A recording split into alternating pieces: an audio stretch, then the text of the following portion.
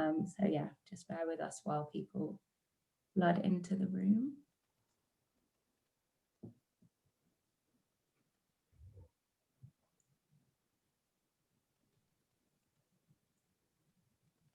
Okay, I feel like it's slowing down a little bit, so I'm going to get started. Hello, everybody, and welcome to Funding So White.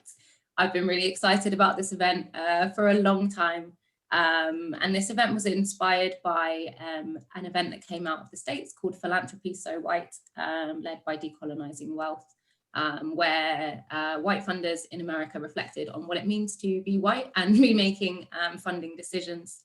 On kind of, you know, how things have changed over the last year with the Black Lives Matter movement and COVID-19, and also what legacy they want to leave, you know, after they've left their organisations. And we were so inspired at Charity So White that we decided to do our own British version. So thank you to Decolonising Wealth for giving us endless inspiration. I'm very, very excited to have Lily, Claire, James, Mhairi, and Natalie here from representing some of the most well-known organisations, funding organisations in the UK. And they've all really kindly come to reflect really openly and honestly about what it means to be a white funding leader, and how the last year and before that has inspired them to adopt an anti-racist approach to funding. Where no one's going to be perfect right now, but this is a really kind of amazing opportunity for leaders to kind of reflect and take stock over the last year and what's changed for them both personally and professionally to help them engage in anti-racist funding. Let's just set the scene a little bit. I'm from Charity So White. Last year we launched a position paper actually massively inspired by Ubele Initiative. And we're really excited to have Natalie here from Ubele, who's going to be our guest speaker at the end, talking about their amazing work on the Bushka papers. I always say it wrong, but I need to say it with confidence. Bushka papers. Last year, we wrote a position paper on COVID-19, and alongside that, we asked funders to ring fence 20% of their emergency COVID-19 funds for organisations led by Black and minoritized people. It was an amazing campaign, and actually I think it really rocked the funding sector in a way that we weren't really expecting.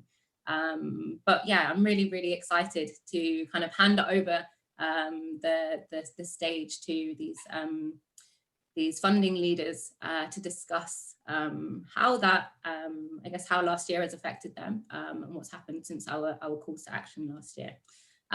So we've got Lily from the Pocressi initiative, we've got Claire from Comic Relief, James from London Funders, Mhairi from NET, and our guest speaker, Natalie from Ubele Initiative.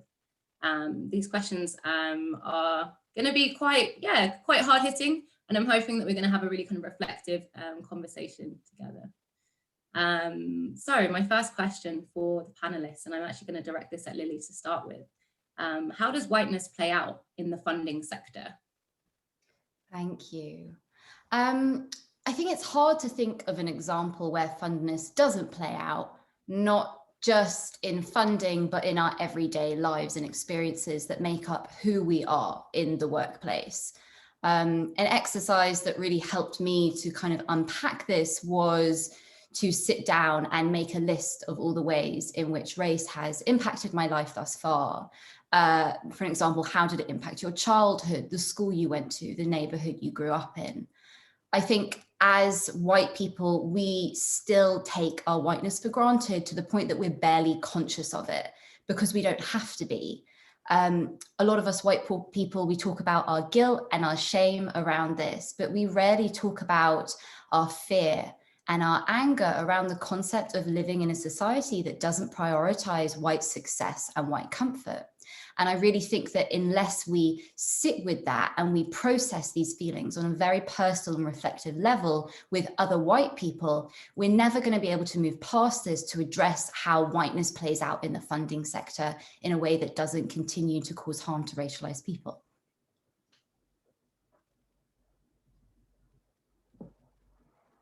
I'm Oh, you're on mute, muted. How Martha. embarrassing.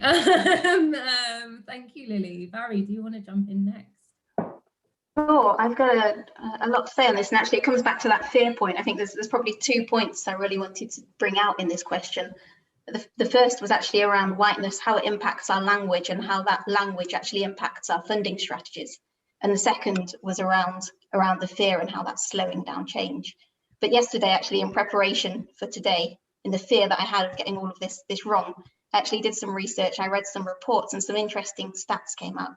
I say interesting, they're probably not surprising, but less than 7% of trustees on boards as of 2018 are actually from Black and minoritized backgrounds. And Martha, can you guess what year I was born? Oh, I feel like Dangerous game. Dangerous game. 1989. Yeah. So about 30 years ago, we would have been on the money in terms of board representation and trustee representation when the British population it was about 7%. So we're 30 years behind as boards in the sector. And a couple of other stats that came out with 62% of boards of the top 500 charities are entirely white. And probably the scariest one, 79% of senior leadership teams have no Black or minoritized people of those top 500. So 400 of the 500 top charities have no Black or minoritized representation at senior level. And the reason this is important, and this is something we've been looking at a lot internally over the last year, is because, of course, those boards and those senior decision makers, they talk about language, and we've created this term BAME because we're people, so we're lazy, and we come up with a tick box for other that looks like something that isn't other. However, of course, our strategies and our structures, they come out of conversation, and conversation is made up of language. So for this short moment in time, BAME has become this acceptable alternative, and it's allowed people like me to confidently say Black and minoritized ethnic without feeling like an imposter. However, the term's actually masked more problems than it solved. So I know I'm stealing Natalie's thunder here because a lot of my research is from the Bush report. But when you group all of these cultures and ethnicities together, we've actually pitched some very different groups and different people against each other for the same pot of funding. It's just bizarre when you think about it. But we've also funded all these exciting flagship projects without looking at the basic needs and that infrastructure funding. And ultimately, we've created this culture of white funding strategy over other funding strategy, and just completely looked at them in two separate veins. And I won't go into the full list. I won't steal Natalie's thunder. But this sense of whiteness or otherness, it also creates that fear that I was talking about, and I believe that's the real blocker to progress. So as a young female chief exec, I've of course experienced lots of prejudice in my time, but I'm very passionate about making this charity, the National Emergencies Trust, the most socially just charity that we possibly can. So I'm happy to hold my hand up and say I felt hesitant, let's say at times, when the subject of race arises. But what do you do in 2020 when you can't jump out of a plane? You can't hold a snake. How do you get over a fear? You use Zoom because that's all we had available to us in 2020. Of course it is. And we speak, and I spoke to the team, I spoke to our board, I spoke to friends, and those conversations, they led to opportunities to meet some incredible leaders, Black leaders, Asian leaders, and have those really candid and critical conversations, and a huge amount of banter as well, because I think that's the language that sort of overlooks absolutely everything and all barriers. And one conversation that we had a number of times was racism versus systemic racism. So, and I'll be quick because I can see Martha looking at a clock. So if you tell a white chief exec that they're racist, they're likely to do one of two things. They'll either get really defensive, feel fragile, probably get a bit angry, or they'll take a knee-jerk reaction and they'll increase B&M hires, they'll book a few lunch and learns, might sign some statements, maybe even change their Facebook profile, maybe. But if you tell a white chief exec that they've inherited systems and policies and strategies that are systemically racist, they're much more likely to take on the challenge, to look at an opportunity to be a strong leader and to make a real difference that's embedded into their governance processes and for the long term. So to wrap up really quickly, whiteness results, quite frankly, in some bizarre funding strategies, but also it's that fear, and that fear is the real blocker, and change that will ultimately create a sustainable and equitable funding strategy is if we can overcome that fear. Thank you. I like that you said candid and critical conversations, because that is one of the Charity So White's calls to actions. I feel like we haven't said that our kind of original call to actions in such a long time. It's nice to kind of hear it again. Claire, can I hear from you? Of course, yeah. So when I was preparing for this session, I was thinking very much back to the sort of roots of philanthropy and the business that we're all in as funders. And actually, you know, I think what's become really apparent and has always been true, but has only really recently been focused on more, mainly through that decolonising wealth sort of lens and work that's been going on, is that philanthropy itself is rooted in inequality and, you know, dealing with the symptoms of inequality as opposed to the root causes of it. And we're all playing a part in that unwittingly or wittingly as you know, funders in this sort of modern world in 2021.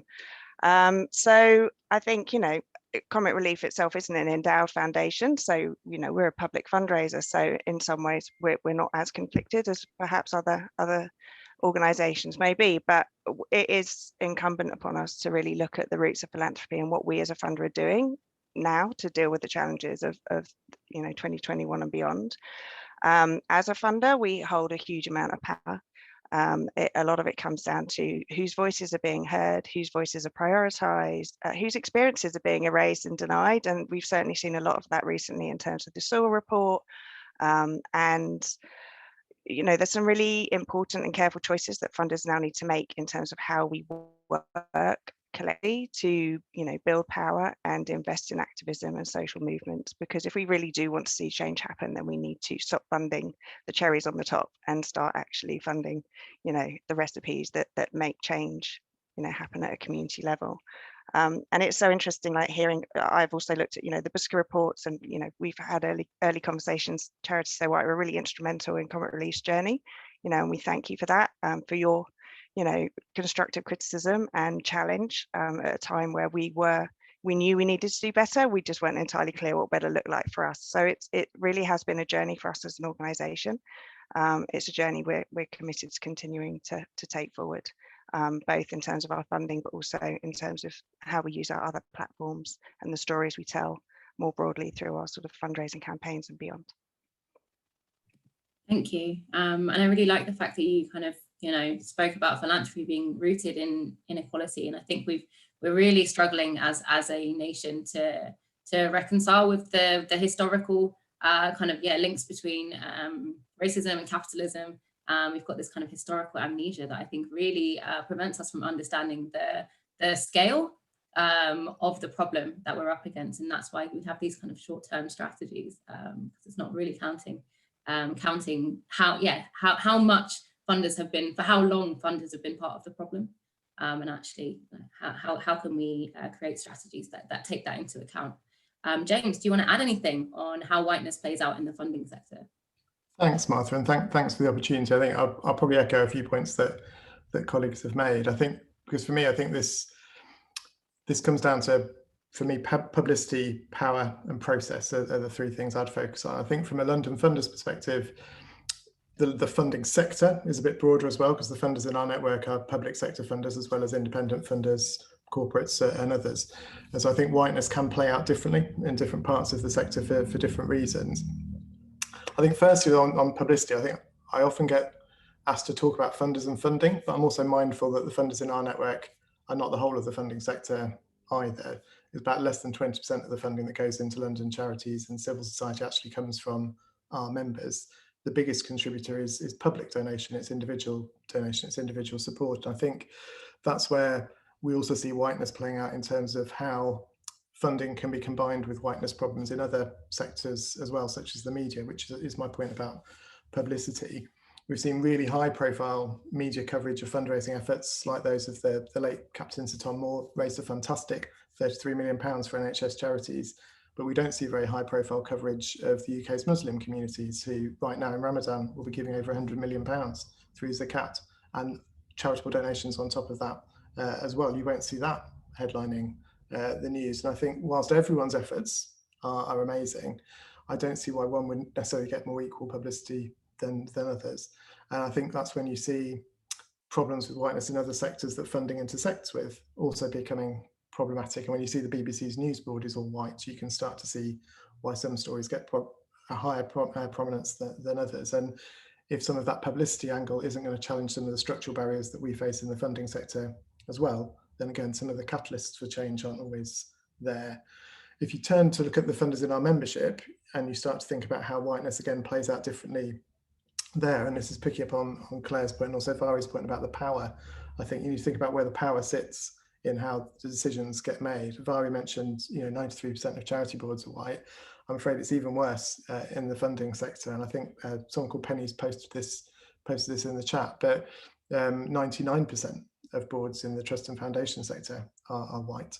Well, no, sorry, 99% of trustees in the trust and foundation sector are white. So there's a much more challenging problem around power there. But when you think about the London Funders membership, that's different in the public sector. So actually our public sector members are more representative of the communities who they serve. So about 44% of staff and 28% of councillors in London councils are from Black or minority ethnic communities. And in some boroughs, that proportion is much higher than the local population. So those voices are being involved in the power. And you can see with things like the public sector equality duty and other things that don't apply to our independent members, that actually you can challenge that power more effectively within that, and whether there's some learning we can take between sectors, again, to challenge each other to be better. But that power shapes the process, and that's my last point in terms of the culture of our funding organisations. That privilege of whiteness within the power structures means that we can't always see that our systems have been designed by and for people who are white, that the framing of the ambition is driven by the voices of people who are white, and that the systems around us are not being challenged because the people who do the challenge are also rooted in whiteness. I am, though, if I can be hopeful for the future, Martha, because I think because of movements like Charity So White that have really amplified and drawn attention some of the issues that we need to face, have raised people's aspirations and awareness within the funding community to understand and challenge white privilege and make funding more equitable. And I do think there are starting to be positive developments in the sector as well. I'd praise some of the work that the Baobab Foundation are doing at the moment to show how a funder led by Black and minority ethnic communities can challenge that power, that process, that practice. And that can mean that maybe the awareness of what whiteness is and how it affects our work can be real, and that therefore maybe the progress that can follow from that can be real as well. So challenges, but hope as well, Martha. I mean, we love a bit of hope at Charity So White. We use the phrase honesty, humility and hope as the way to frame conversations around racism. And I think, we're not going to get anywhere without that hope. You mentioned publicity, and I think that kind of segues quite well into our next question. Racism has been on the kind of public agenda in a way that I haven't seen in a while. Looking at COVID-19, the resurgence of the Black Lives Matter movement, and the recent racial disparity report. They've all been major catalysts for change, right? And public conversation.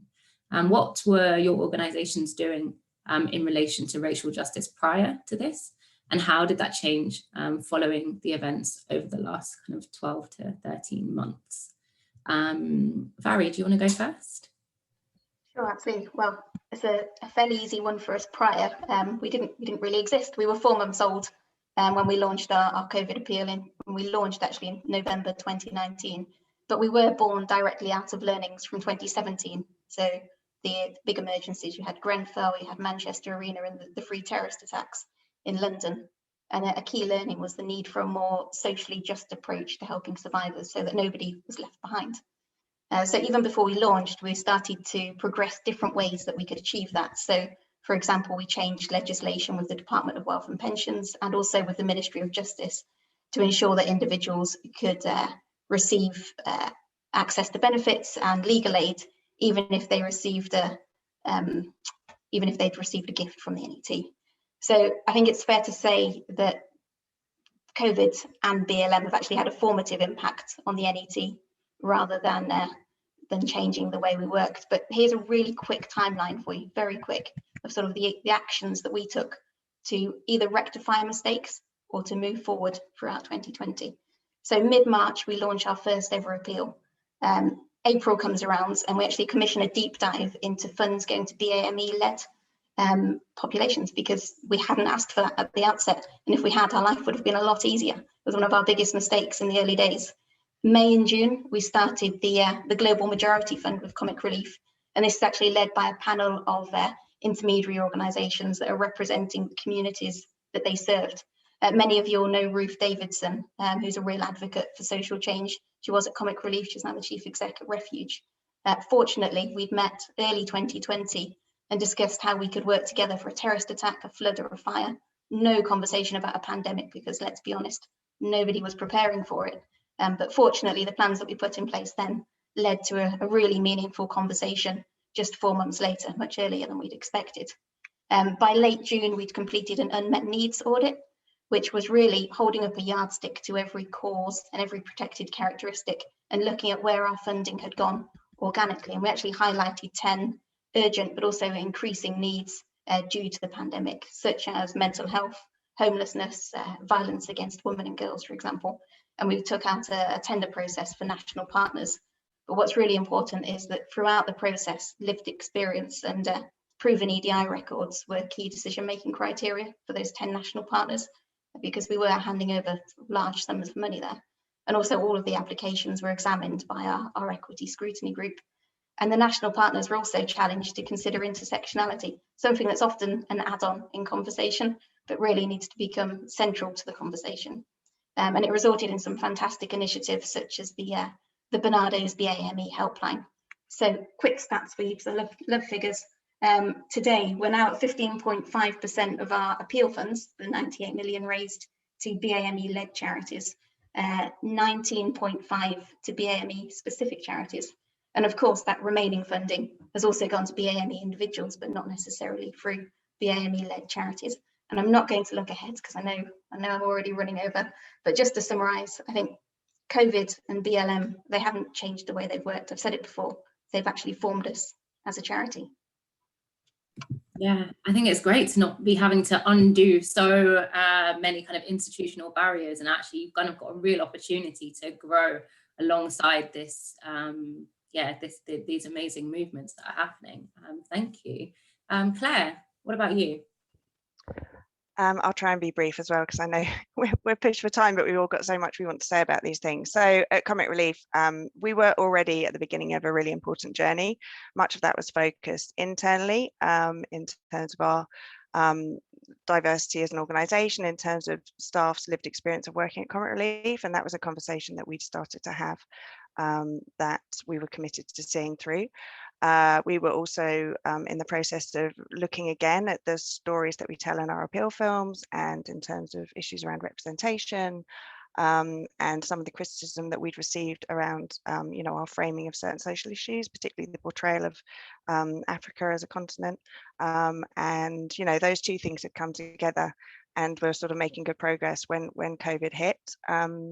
So at that point, we then really thought, we did a little mini audit internally in terms of what we did have within our existing funding portfolio. And honestly, we were fairly surprised at the level of funding we were already providing. What was missing was the strategy and the intention behind it. And that was when we connected with Charities So White in response to your call out to funders and the challenge that you posed to us.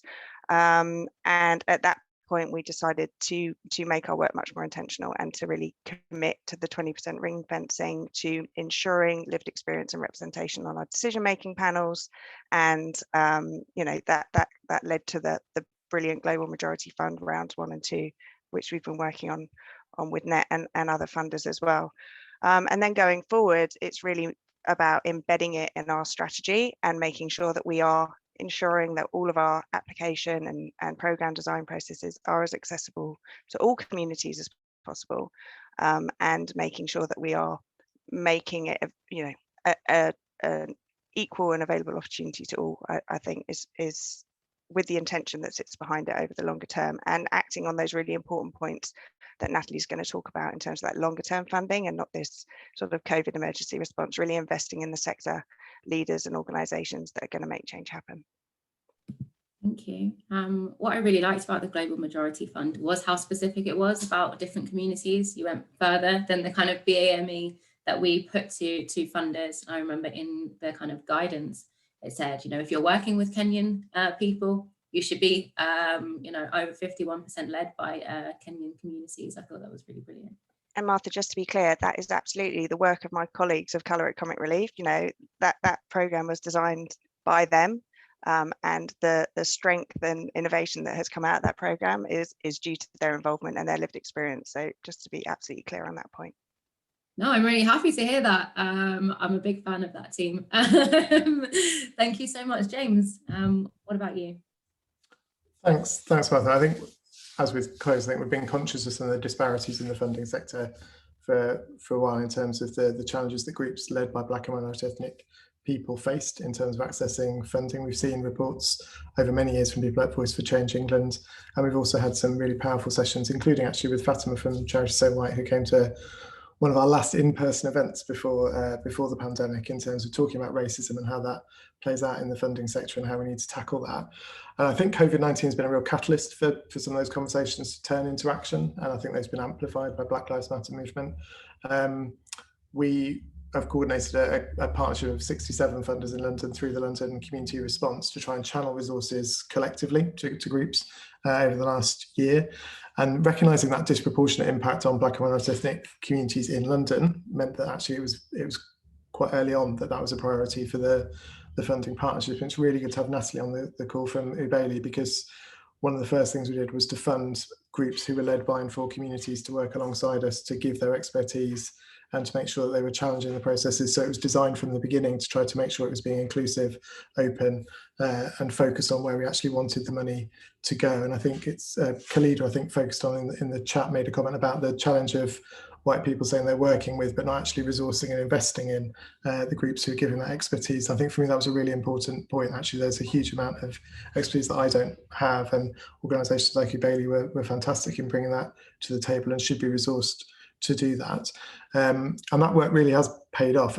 In the last wave of our funding, 86% of the grants went to groups that were led by and for the communities we were trying to reach, which was Black and minority ethnic, LGBT+, deaf and disabled, and women. And within that, the biggest proportion, over half of the grants, have gone to Black and minority ethnic led groups. And we were working with a definition of over 50% of the leadership at the beginning, and that's now over 75% of the leadership has to be from that community in order to qualify as a led by group. So I'm hopeful that some of the learning we've done together over the last year that's shown that you can do this, you can fund in these ways, will create the kind of momentum that will mean that this kind of change can stick for the future. So again, trying to end on a hopeful point, Martha.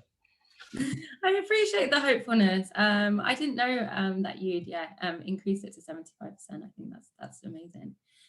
So we've mentioned fear quite a bit, and actually I think, you know, doing this anti-racist work and having an anti-racist practice can be very scary. You often feel like you're alone, right? And actually you come up against quite a bit of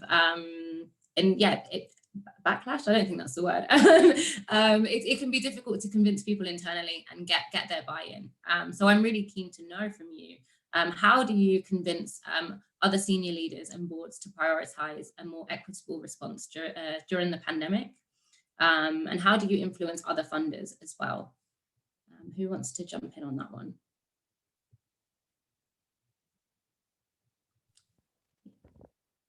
Claire?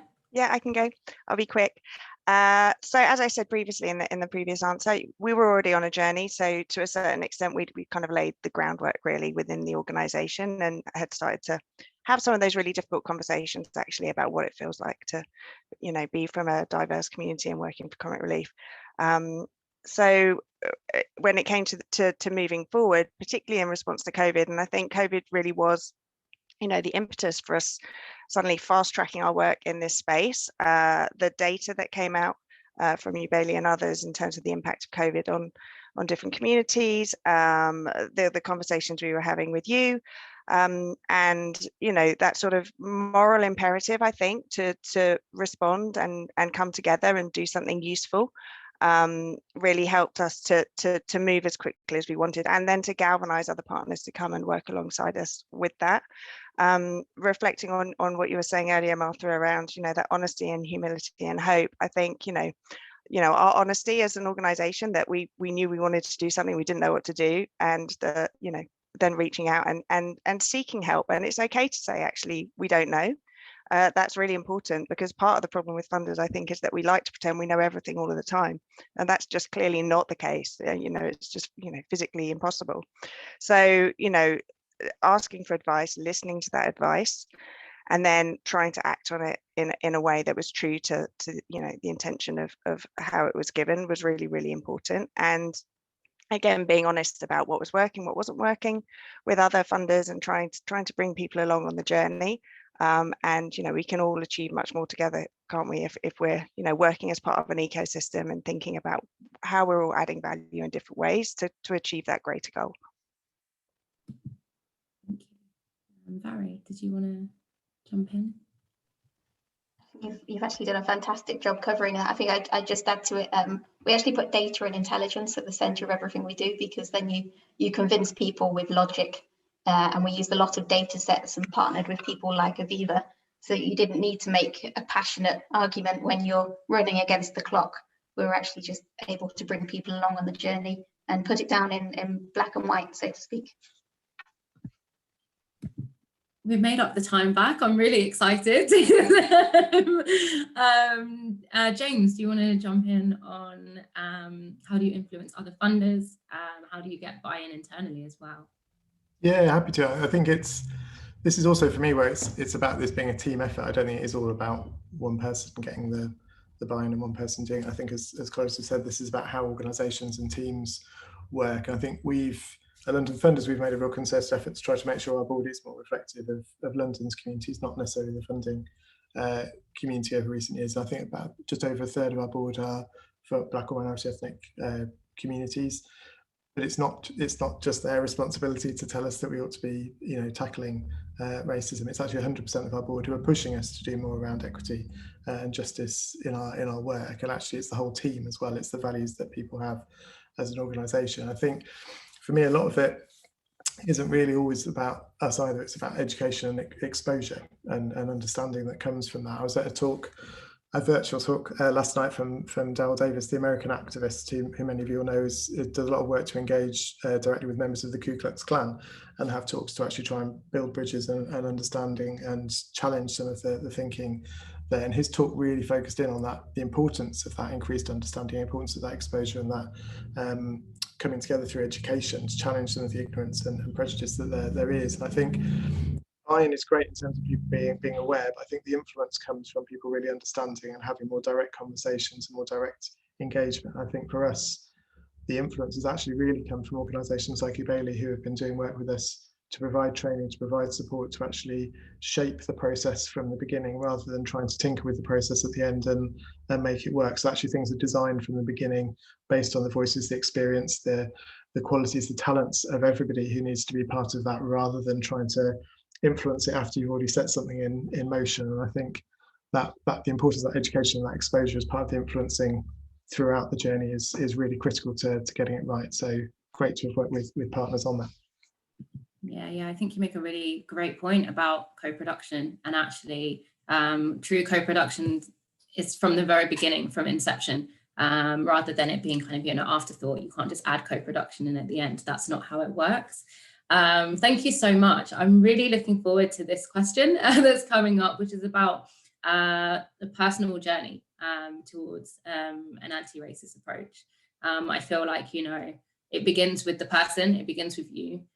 So I'd love to know, and I'll start with you, Lily. Tell me about your personal journey towards anti-racism.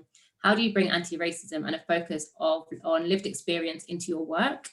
And how are you ensuring that this outlives you when you're no longer in the position that you're in? Good question, thank you. So since 2018, everything that I have been funding has been going through a racial equity lens. And we also do an intensive DEI audit, which covers kind of 9 different diversity areas. This is mostly used for white-led organizations to support them to kind of see what they're not covering and what they need to be focusing on in the future that we can support them with long term. But I think also to center lived experience. I obviously try my best to ensure that all my teams and my advisory boards and everyone from a day-to-day base that I'm working with has different perspectives to me, both professionally, obviously, and personally. But I think we need to normalize being called out when we get something wrong. And it's a learning opportunity just to do better. And it's not an attack. And this is something that as white people in the sector, we're still not getting. And I also think it's important that there are different types of lived experiences that we need to try to understand better as white funders. A lot of the practitioners on the ground that I'm working with have grown up in the communities that they're now working in. So the weight of that experience alone for them is tremendous. Our frontline staff in the prisons that we're working in are not only having to hold their own lived experience and their community's trauma, but furthermore, they're also having to experience added racism from the prison officers in the prisons when they're just trying to do their job. So as funders, we need to be thinking more, we need to have more flexibility in the way that we're thinking, and we need to be supporting staff at these organizations to have more therapy and supervision available. So it's not just about funding the work and including people with lived experience, but I also think it's about giving people the space to process racialized trauma, as well as the secondary trauma that they're having to hold for their service users. So we can't continue to fund in these traditional ways. And I think there are young community leaders who have the solutions to change our systems for the better, but they no longer have the energy or the capacity to apply for traditional white funding. And so these leaders are now not wanting to associate themselves with the charity sector, and they're choosing to instead form as community interest companies. So what this is saying to me is that our whiteness as funders is driving away leaders with the solutions. So we have to become more flexible. We have to start trusting more and giving up power. And these are all very white characteristics that we need to start reflecting on and addressing at a really personal level in order to have the impact that we need to have as funders just to do our jobs. Wow, yeah, great answer. And I think, you said something about people need to be better at being okay with being called out. And I was recently in a training where somebody called being called out feedback, and just reframed it as feedback, and then they reframed feedback as a form of care, and it just blew my mind, because actually, if you call someone out, it's a form of care, but actually we're so far away from being able to see it as that. Which is, disappointing. It just shows how far we have to go. And a lot of that comes down to that personal work. Barry, tell me about your personal journey towards anti-racism. I think actually there, Martha, you've just highlighted how much you care about us all. Thank you. I do. I've actually just seen in the chat as well, the two people have just connected, a donor and a charity, which is fantastic to see at a panel. But here's my my personal journey, which is a bit more raw. So the first time I was told that I needed to be anti-racist was actually April last year. And at the time we were running our first big appeal. We were working around the clock, as you do in the sector, far less during an appeal. And we were raising and distributing millions of pounds a day and growing a team from 2 to over 100 in a matter of weeks. And at the time, I was a machine. I'm going to say it, I was a machine. Every minute of every day was appeal focused. And my first thought was, where am I going to find the time to be anti-racist? And my second thought was, what do I do? What does this mean? Do I start a Twitter campaign? I don't even have a Twitter account. Do I convene a protest at Parliament? And then, of course, I did some desk research and I had some good conversations, and I realised that being anti-racist was actually very operational. It's very fundamental to everything that we do in our day job. And fortunately, at the time, we were building operations, and we were able to start building anti-racist processes into the operations that we were building, and something that I'm really proud to say that actually the entire team at the time got behind. So during our research phase, I came to one of your webinars, Martha. I think it was the fundraising webinar last summer, and Ugo spoke, and he spoke very authentically about his experience of microaggressions. And he told a story about the amount of times that he, as a senior leader in a charity, many times have been overlooked and has been assumed to be the intern or the EA in meetings. And it was it was a penny drop moment for me. It was something that I could relate to as a 5'0" female, and a young one at that, in a position that I find myself in. But for Ugo, this is actually consistent behaviour that he sees on a daily basis. And that one relatable story, it's actually influenced how we've built the team at the National Emergencies Trust. So that's my personal journey, but probably what's much more important than that is how the journey will continue to influence how we're building ourselves as an anti-racist charity. And that's what we're focusing on a daily basis, really. And there's a lot of processes in place at the minute to make sure we're absolutely the best that we can be and that we'll stand the test of time. But at the National Emergencies Trust, we're very agile. We've got a fail fast culture. So we run this effective but really simple governance structure where once a year, the board get together, they create a 5-point strategy. Of course, it's recommended by the executive. And once it's signed off, we create these working groups. So each of our 5 directors will take the 5 points. And these working groups are made up of members of our equity scrutiny group, members of our survivors advisory forum, and also members of our main board. And our board members bring a huge amount of lived experience themselves.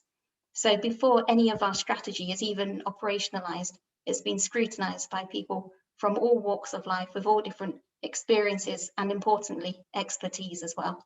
And I'll stop there, but I could say a lot more. Thank you so much. I realise we've got about 8 minutes left until we hear from Natalie. Claire, James, would you rather answer this question or the one that's coming after? I can do the one that comes after and incorporate a bit of this one, and if it helps in this time, Arthur. Sure. Claire? You know, I was going to say the same thing to say, but I can carry on as I'm already talking, if that's... Yeah, go on then. Well, one of the things I've been really conscious of as well is around, you know, the reasons why people work in the charity sector in the first place, and the whole concept of, you know, goodness and righteousness. And I know that's something that has, you know, been discussed in other forums. But, you know, in terms of my personal journey, it started way back. But I think it's really been galvanized within my time recently at Comic Relief. And a lot of that has been informed by my really generous colleagues who have been, you know, open with me and challenged me to be better. And, you know, to one of them described it as when you put on X-ray specs and all of a sudden you can just see through everything. And once you put those specs on, you can't unsee stuff. And it's so true, because for years, I think I've been sort of operating, you know, under this slightly naive, optimistic, peace and love sort of guise that I work in the charity sector, therefore I'm a good person and I'm doing good. And while that, you know, I'm sure is true to a certain degree, it doesn't mean that I can't do better and I can't hold myself, you know, more accountable, and I can't do more to support my colleagues who clearly are experiencing this, you know, breadth of microaggressions on a daily basis, you know, horrifying experiences that have just never happened to me because I'm a white privileged woman in a position of relative power in an organization. And, you know, for me now, it's about my, you know, making a commitment to actually being an ally, to trying to use my power and my privilege more effectively, to open doors, to share opportunities, to amplify voices, to make sure people's voices, you know, are included and heard in a way that perhaps they weren't previously. And, you know, I am, you know, a small cog in a big machine, but actually we all have a role to play. And actually, you know, by playing that role, that's how we get to where we need to be. And it's not a done thing. It's not a linear journey. It's a, you know, a series of steps. And yeah, just trying to be better on a daily basis, I think is really, really important. And never taking that privilege for granted, keeping the specs on. Yeah, keeping those specs on. And you touched on a really important point that kind of, I think is like an ideological blocker that we have in the charity sector, because we think we're doing good work. It makes it very hard to investigate where we might be perpetuating racist harm. I think it's really important that we kind of acknowledge that just because we're in the charity sector doesn't necessarily make us good people. What does it even mean to be a good person, really? Or that we're doing good work that could be good but also harmful to communities that we're not prioritizing or thinking about. My final question for the panelists today, before we hear from the amazing Natalie, is where do you think you've fallen short? And James, I'll go to you first. Yeah, thanks, Martha. I think I'll talk about this one from a personal perspective, if that's okay, because I think that is where reflecting on your previous question about where our own journeys towards anti-racism have come from. Is that I think one of my reflections is that I've not always been very good at getting out of the way in the past. I haven't always reflected enough on how my white privilege gets me into places that other people just can't go. I think in my personal life, I've been very lucky from childhood to have a very diverse group of friends, and we've talked about their experiences of racism, and that's helped shape my worldview, but it hasn't necessarily, it turns out, shaped how I necessarily think about what I do in work. And I think Claire's point's really powerful there in terms of, I just assumed I was okay and I was one of the good guys because I was in the charity sector, and we'd have these chats about all these awful things that happened to people. And I wouldn't think that that was happening in the charity sector because we're all good people here. And I hadn't made that connection between the personal and the professional quite as strongly. And I think, I hope I'm getting better at it. I mean, last week I was approached by a headhunter, as you often are as a white man, to say, why don't you come and join this board?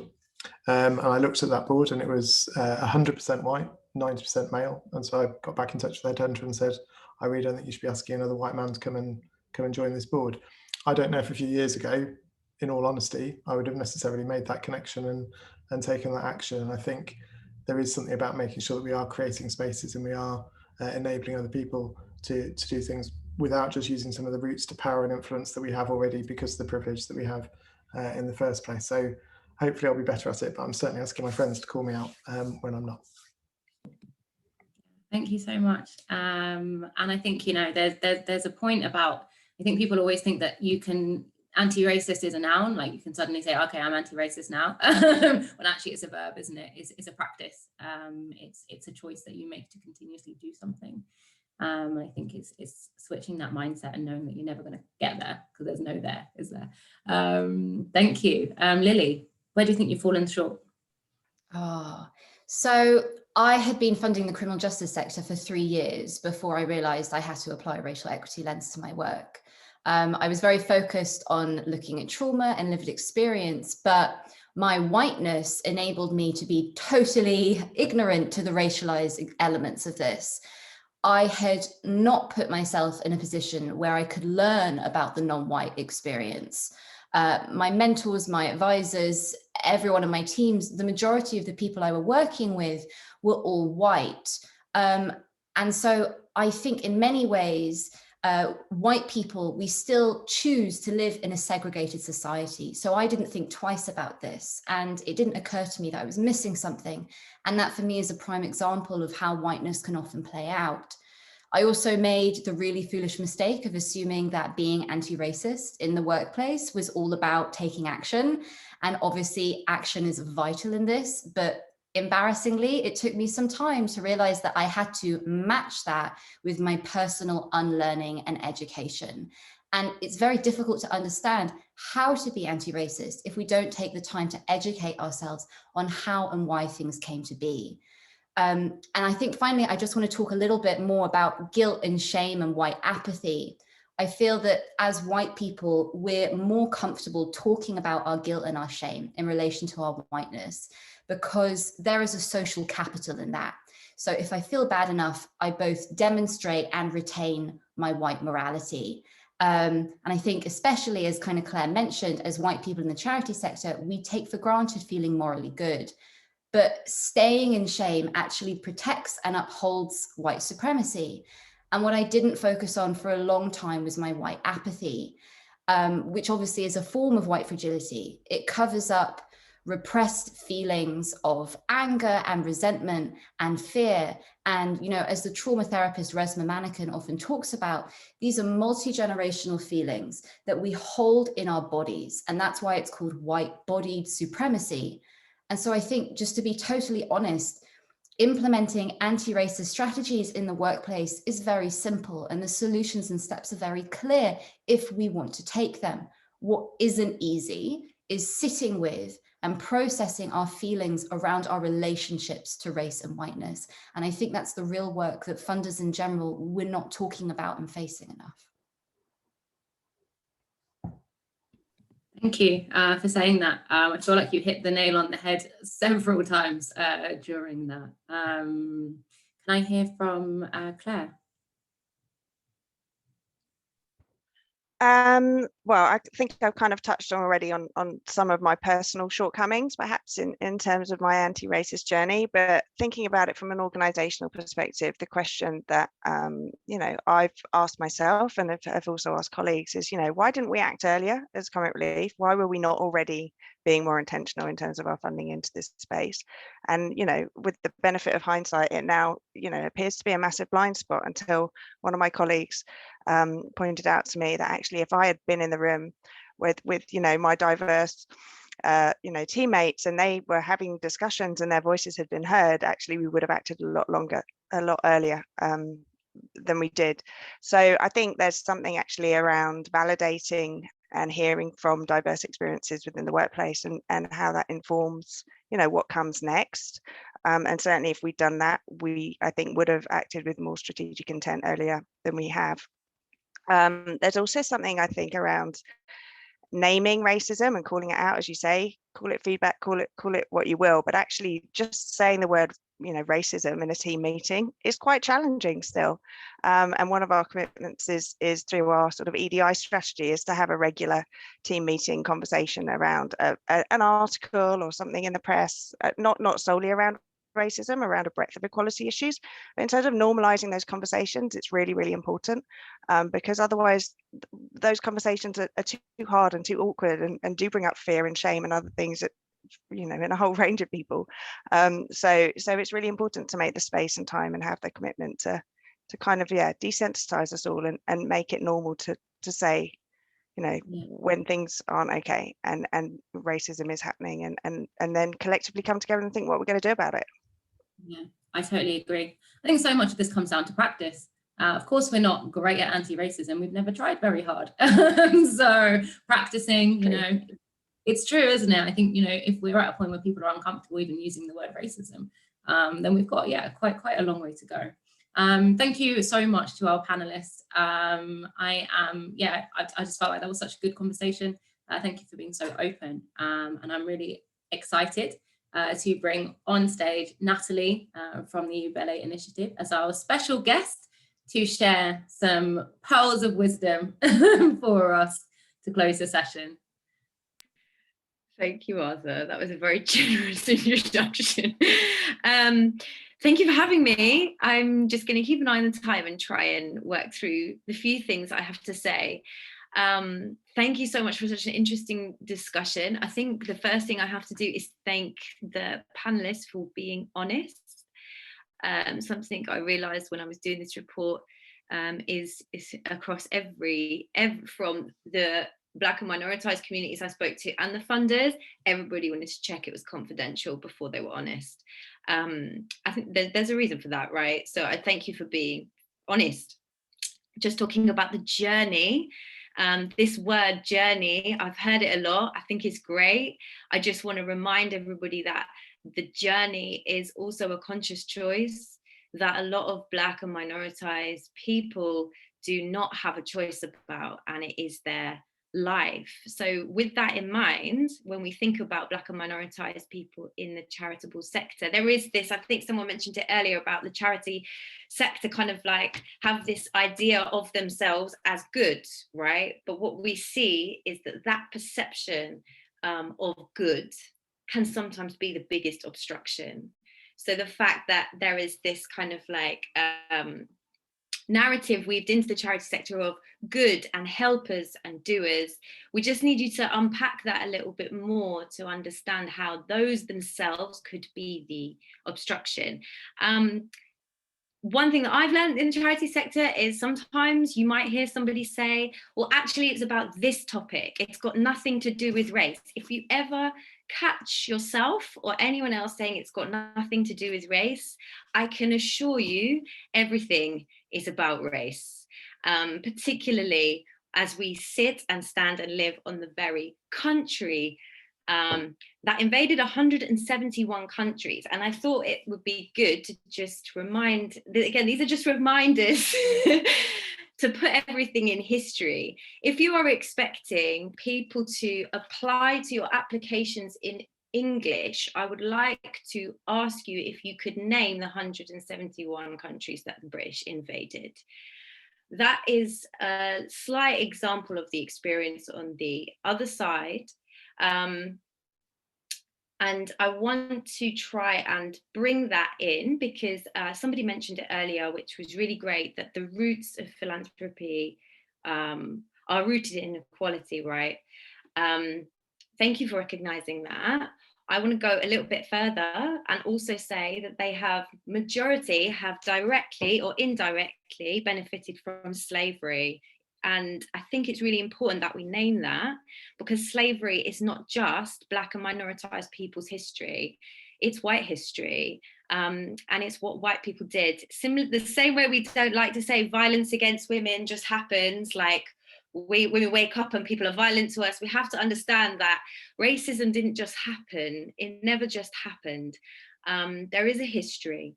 And I do want to offer kind of like compassion, empathy, that I am very aware that the UK education system has not taught us our history. And that goes for Black and minoritized people, but also white people too. So I'm very aware that if you've been brought up in the UK, it's more than likely you haven't been taught the true history. So you do need to go and find that out. And if that is one thing that anyone here can do, I mean, everyone can do that. I want to just try, so I don't go over time. Martha mentioned historical amnesia. I think that's what it is, really. It's what it comes down to. The parts that we would like to remember and the parts that we would rather forget. Lily, I want to thank you. I think I've never heard a white person explain it like that. I don't know if anyone else, I've never heard that before. I think you really hit the nail on the head. And the feelings of shame and guilt that can sometimes paralyze people into apathy. We encourage you to feel those feelings, but not to the point where it kind of paralyzes you and then you disengage altogether. I think that's a cycle that we see happen a lot. I just wanted to read a little bit from the report. So the report that we did, the Buska papers, Buska means position in Somalian. We released these papers the other week.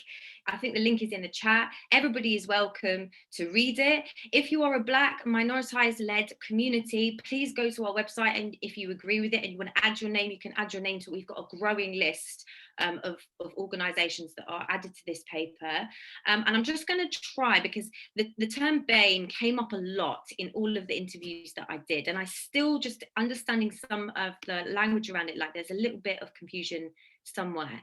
I just want to say that most of the people that came to this country arrived here as a result of the legacy of the British Empire at some point in their family history, which means that the context of their relationship to each other even is through the institutional racism in which they exist. I just want to say that because there's the assumption that we are all one big homogenous group as well, that all get on really well and we all know each other. We don't. And I just want to make that point clear because I came into contact with that a lot. Martha's looking at me. Martha, do I have time to run through the things? You really do. I would love to give you as much time as I can to run through. So please carry on. Okay, great. All right, we'll get to the, can you see this? Yeah. Great, yes. All right, I'll try not to go too fast through this bit. So these are the main call to actions. Now, what I have to tell you about this is that it's been made really, really simple. I know it doesn't sound like it when you see that there's a lot of words in it and stuff, but these call to actions are not from any one single person. These call to actions were developed by the people who are serving Black and minoritized communities in this country. I really want to stress, and it's difficult to do this in such a short amount of time, but I want to stress that Black and minoritized led community organizations have been feeding people and keeping them alive through COVID. I'm not talking about just operating infrastructure support. I'm talking about literally feeding people and keeping them alive when no one else was. We are told in this country we have human rights. The things that I heard suggest otherwise. And I would like everyone to just consider that when they are thinking about human rights, that there are Black and minoritized people in this country that really do not have them in practice. So here are the call to actions. Let's go through them. The first thing I have to tell you is there was a gold rush last year and funders everywhere donated loads of money. It was amazing, but it also induced a lot of anxiety because nobody has ever kind of poured money into Black and minoritized people on such a large scale in that way before. we're worried, everybody's worried that it's not going to last. That actually, as we approach a year on from the death of George Floyd, that it might disappear. If you mean what you say, if you are on this journey, we please urge you to consider long-term core investment in Black and minoritized-led communities. The next one is, in light of the recent report by the Commission on Race and Ethnic Disparities, funders should now recognise that putting Black and minoritized people in positions doesn't automatically equate to being racist, anti-racist. In fact, the strength of institutional racism is such they may knowingly go against the interests of their community in an effort to sustain their own livelihoods as individuals by a system that actively supports and rewards them for doing so. I'm just going to leave that with people to look through. But one thing we notice, and one thing that was fed back to us, is that people are often being invited into diversity and inclusion and equality programs, but their organisations aren't being funded. So they're asked to come and talk about racism, but they're not receiving any payment, and their companies or their organisations or their communities are not receiving any funding for that. As a good indicator, as funders, it's good to look at how much you're investing in diversity and inclusion and how much you're actually spending on the communities that you say you're for. Something that also came up just while I speak to that is that the issue of racial justice has become very fashionable. And sometimes people love to fund the issue of racial justice as opposed to Black and minoritized people, because that might involve speaking to them. And not everybody wants to do that. Not everybody wants to listen and actually practice the things that they've learned, i.e. decentering themselves.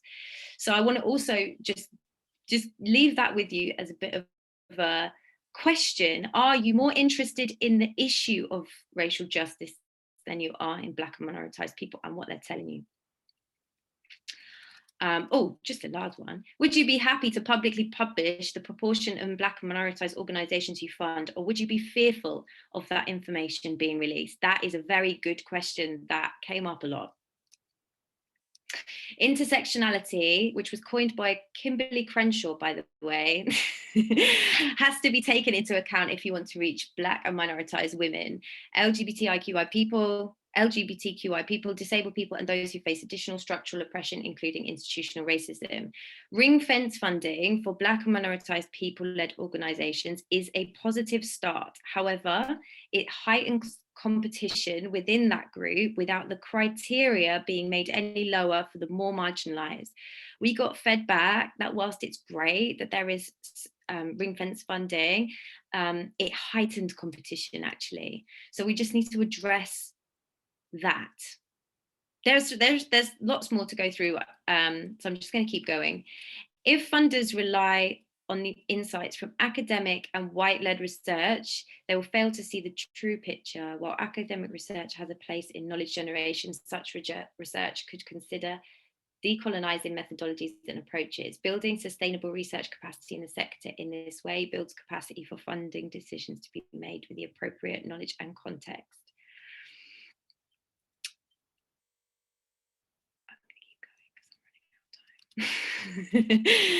Exclusion takes many forms, and a harmful experience for Black and minoritized people to go through in social and professional networks that eventually erodes their health, well-being, and eventually life expectancy.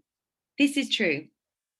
Funders building their own networks and relationships with more people in the sector to build and nurture trusting relationships, foster a much more open dialogue. Don't ask your one Black friend to introduce you to Black people. I beg you. Everybody's very tired. Next one. We hear of rejections more than we do of successes. This is true. And I know funders don't believe me, but this is true. With achieving funding from our community, this has a devastating effect on confidence for community groups to go back and reapply. Publishing data about the application process is just one aspect. We need to understand who is being turned down and for what reasons, for funders to truly demonstrate accountability. This one really breaks my heart because I just wish it wasn't true, but I mean, all of it.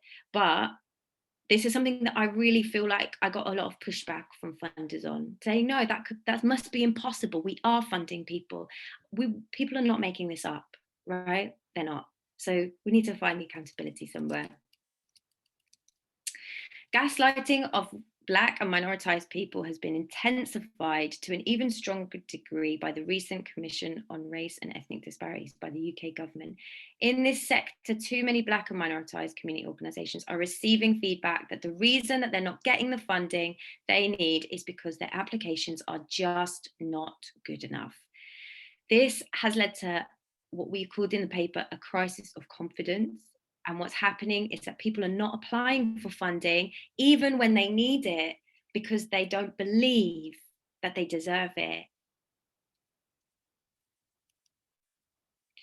Despite the common experiences of racism of all Black and minoritized communities, the same mindset that regards everyone as BAME means people are often pitted against one another in competition for limited ring-fenced resources available. This is similar to the early one. But also, London-centric narratives mean even fewer resources are available for communities outside of London to share between them. This fuels toxic competition. The only place that I can really think that this has come from is kind of like people's understanding of what Black and minoritized communities look like. And we often have that reflected through London communities. However, the Black and minoritized people don't just live in London, they live across the country. Yeah. The last one is prove your legitimacy by publishing and demonstrating how you are taking accountability for where your money comes from. Now, there was a big debate over this one, right? Because legitimacy suggests that people are or are not legitimate funders. And it could get a lot of people's back up that, and I completely understand why. I think what this is getting at is that there is no reason why certain people, there is no good reason why certain people have privilege, power, money and wealth and others do not. There is nothing that makes them legitimate over others, only inequality. And if that is the case, then publishing and demonstrating how you're taking accountability for yourself actually places you in a very human context. And I'm going to go back to the earlier point of good and bad. Good and bad has really messed with human rights throughout as long as I can remember. I don't really remember this idea of good and bad really working out very well for us ever. Certainly not for the charity sector, right? We need to think about it in a little bit more in clarity, in terms of clarity. We need to think about history and where this has come from. We didn't wake up and decide to call ourselves BAME. Nobody woke up in the morning and was like, you know, as a BAME person, I really feel like this today. That didn't come out of nowhere. Okay, we all have a responsibility to learn our history and understand it. I don't think I've got the capacity to really convey the things that I heard doing this report. I don't think I will ever be able to explain to you what people have been going through this past year, but I do want to stress that mental health is critical for Black and minoritized people at the moment. I also want to say that the report that came out was another attack. Whether we like to think about it or not in those terms, it was another attack. This country uses psychological warfare against Black and minoritized people to keep them in line. The report that came out was part of that. And people's mental health since that time hasn't been great either. Lily explained it so beautifully about trauma. There is a lot of trauma to hold. There is a lot. And we all have our role within it. I'm going to ask you to use these call to actions as an instrument, and I'm going to ask you to make time measured commitments to them, not just I have decided I'm going to be anti-racist and I will take myself forward into the journey. No, write down times, write down dates. When can you achieve each of these? How are you going to do it? And are you going to get there? And from the bottom of my heart, please don't let this be a one-year show of we care about Black and minoritized people that's going to end this year. Please don't let it be that. There are a lot of young people that had hope that I personally, I don't know about Martha, but I never really had growing up. There are young people that really do need people to invest in this long term, not just for the moment. So if you could hear me with that, thank you. And I know I've gone way over my sorry. No, I'm a proper timekeeper, and I'm just like, okay. I've gone out the window. I had to get it all out, but thank you very much for listening. Honestly, like I could listen to you for eternity. I think, you know, what you have to say is not easy for people to hear.